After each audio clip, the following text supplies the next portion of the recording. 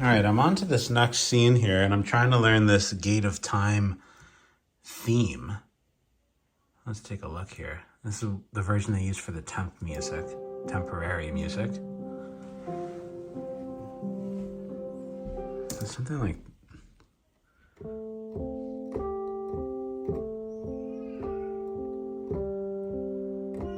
something like that, I think. There we go. Kind of just does this cycle. See what we can come up with. I'll try to find a large reverby piano for this. I think I could find a big sound with this maybe.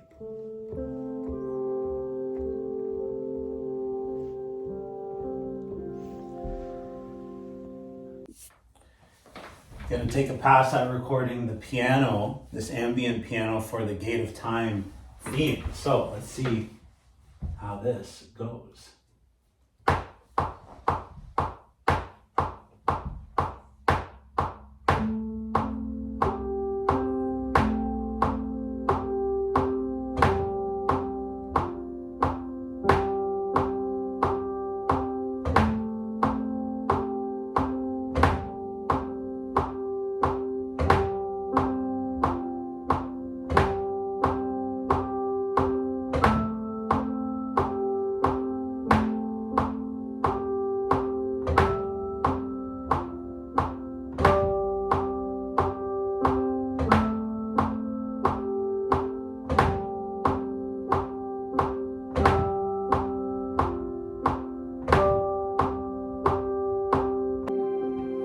Just messing around with a few ideas here for the string part that's going to be later in the scene. I found this kind of tone here.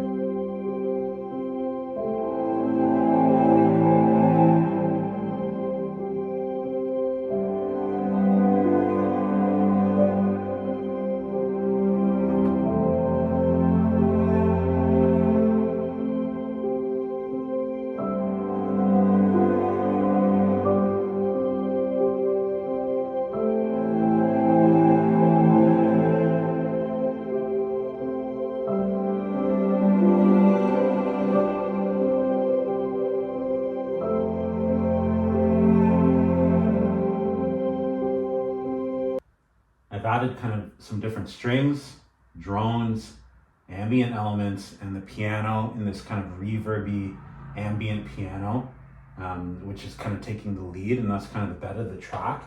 So now I'm just adding some layers to the strings. I started with a cello pad like this. Not a pad, but the cellos are doing the chords essentially.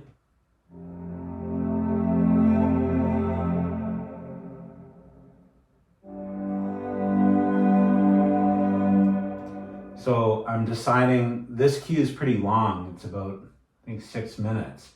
So I'm deciding when are the entrances of the other strings right now. So that's kind of what I'm doing. So I have the double basses coming in, doubling the root note of the chords, or the lowest note of the cello chords.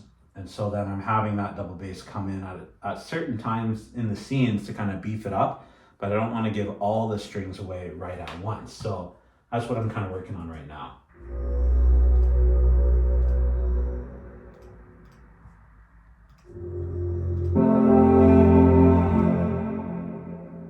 Try to drop out here, and then the drone comes in. Then again, I'll bring the cellos back in first, and then the double basses. I'm gonna have the high line of the cellos. I'm gonna layer that with viola, and then probably bring in some other maybe violin twos. We'll see. Probably there I'll use sub bass as well. So again, because the cue is so long and because there's this repeating pattern happening, some of this stuff could get kind of monotonous or just kind of like empty repetition. So you kind of want to bring in different parts of the orchestra at these different points to kind of spice it up. So it's really, this piece is really about the entrances. So let me keep working here.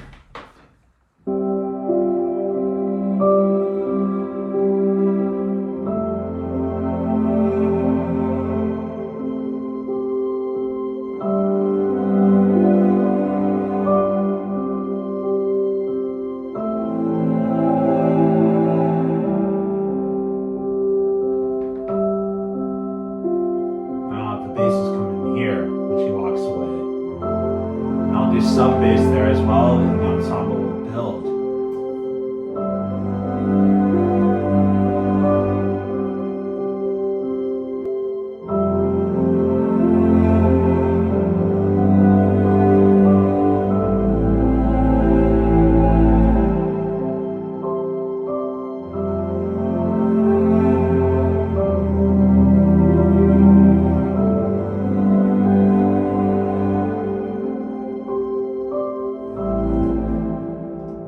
Turn down the close mics of the double basses. They're a little thick.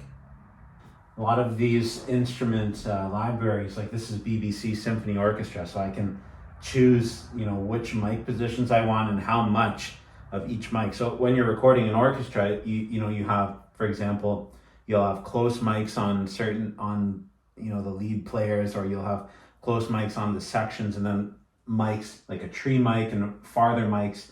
That's kind of an easy way to put it anyway. So there's a lot of different options when it comes to, do I want this sound to be intimate? Do I want the sound to be a little bit of a bigger room? And a lot of the times what you want to do is kind of have that layered depth. So you might have that close mic sound, but then you also want to utilize maybe the ambient mics, the tree mic, you want to even maybe the gallery mics. And so then you can kind of have this layered approach, which really makes it feel big. And so you can have some instruments that are kind of closer and more intimate, and then some larger, more reverberated sounds that would really capture the space. And these are just samples. So if I went to record, real players on this, depending on if we have the time for that, I'm not sure yet, I'd probably record violin on a very intimate close setting, and the real players would become that close mic.